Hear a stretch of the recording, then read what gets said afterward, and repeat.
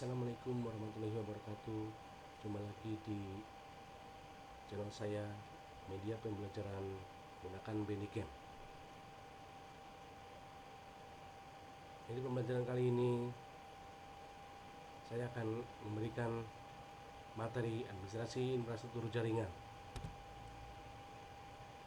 Pencapaian pembelajaran kali ini, yang pertama, satu, mengevaluasi VLAN pada jaringan. Yang kedua, memahami proses routing. Yang ketiga, mengevaluasi routing statis. Yang keempat, mengevaluasi routing dinamis. Yang kelima, mengevaluasi internet gateway. Yang keenam, mengevaluasi firewall jaringan. Yang ketujuh, mengevaluasi manajemen bandwidth. Yang kedelapan, mengevaluasi load balancing. Yang kesembilan, mengevaluasi proxy server. Sebelum masuk ke dalam materi, saya akan memperkenalkan dulu pengertian dari VLAN atau Virtual Local Area Network, yang merupakan sekelompok perangkat pada satu LAN atau lebih yang dikonfigurasikan menggunakan perangkat lunak pengelolaan sehingga dapat berkomunikasi seperti halnya bila perangkat tersebut terhubung ke jalur yang sama, padahal sebenarnya perangkat tersebut berada pada sejumlah segmen LAN yang berbeda. Untuk topologinya dapat dilihat di tampilan layar. Yang kedua, keuntungan menggunakan VLAN. Yang pertama, dari sisi security.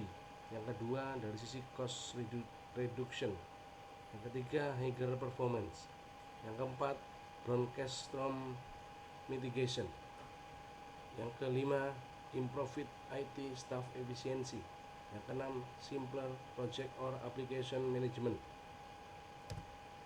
Selanjutnya yang ketiga, jenis VLAN. Berdasarkan perbedaan pemberian membership VLAN terbagi menjadi 5, yaitu A. Port based, B. MAC based, C. Protocol based, D. IP subnet address based, E. Authentication based.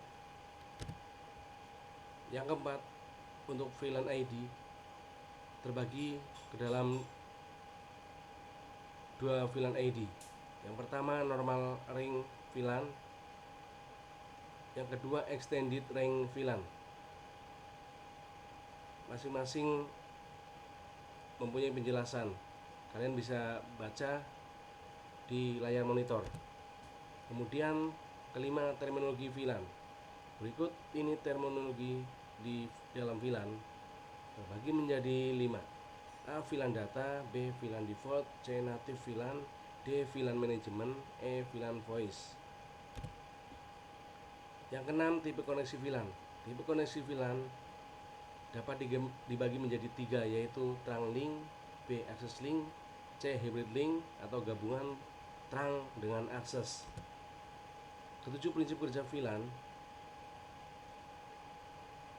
dilihat dari filtering database, berisi informasi tentang pengelompokan VLAN yang terdiri dari static entries, yang kedua dynamic entries. Kemudian untuk lanjutan prinsip kerja VLAN, saat sebuah data dikirimkan maka harus ada yang menyatakan tujuan data tersebut. Informasi ini diberikan dalam bentuk text header sehingga informasi dapat dikirim ke user tertentu saja. Di dalamnya berisi format MAC address. Jenis dari tag header, yang pertama Ethernet frame tag header. Kedua, token ring and fiber distributed data interface. Yang ke-8, contoh konfigurasi VLAN. Statis VLAN port switch dikonfigurasi secara manual. Untuk konfigurasinya dapat dilihat. Kemudian dynamic VLAN, mode ini digunakan secara luas di jaringan skala besar. Keanggotaan port dynamic VLAN dibuat dengan menggunakan server khusus yang disebut VLAN Membership Policy Server atau FMPS. Untuk konfigurasinya dapat dilihat di layar monitor. Kemudian proses routing. Secara prinsip proses routing itu tidaklah sulit. Dan prinsip routing sifatnya universal, berlaku sama pada semua kondisi network. Sulit atau gampangnya melakukan routing tergantung pada kondisi tingkat kompleksitas sebuah jaringan. Itu dapat dilihat contohnya. Kemudian routing statis. Routing statis yaitu routing yang konfigurasinya harus dilakukan secara manual. Administrator jaringan harus memasukkan atau menghapus rute statis jika terjadi perubahan topologi.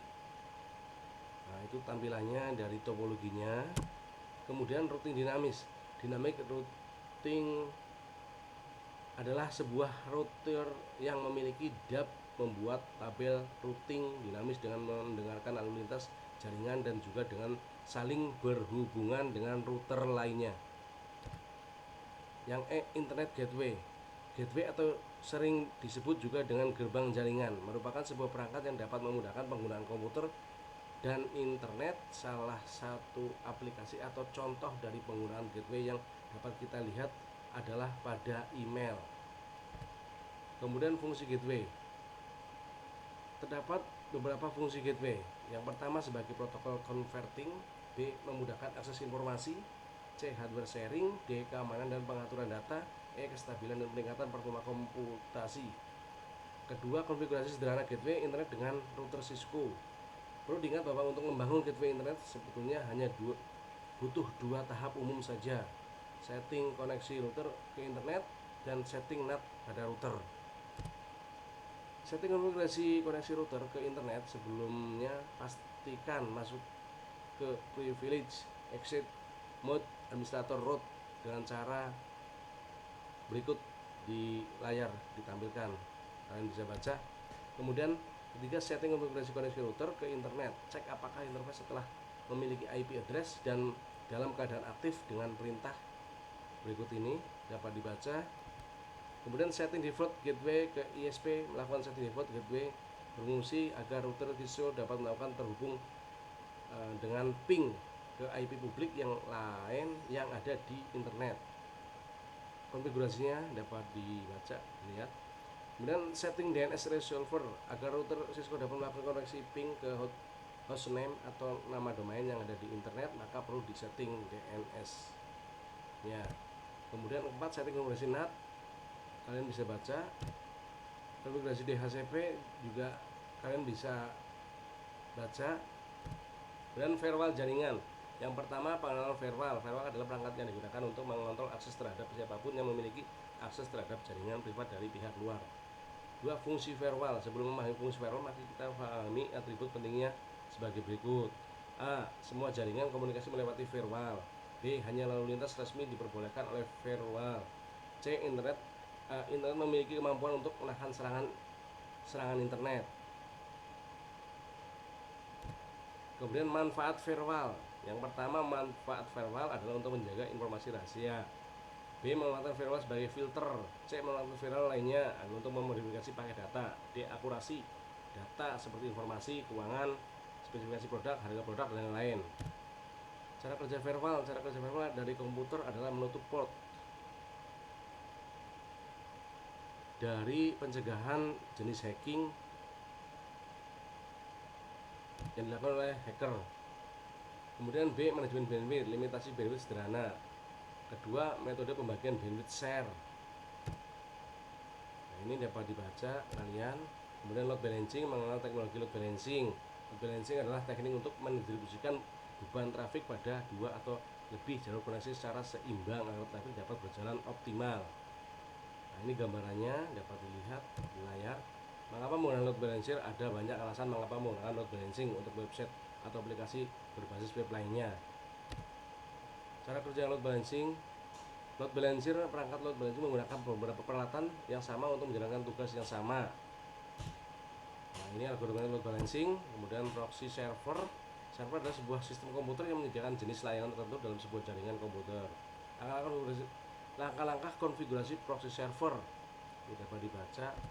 Demikianlah yang dapat saya sampaikan.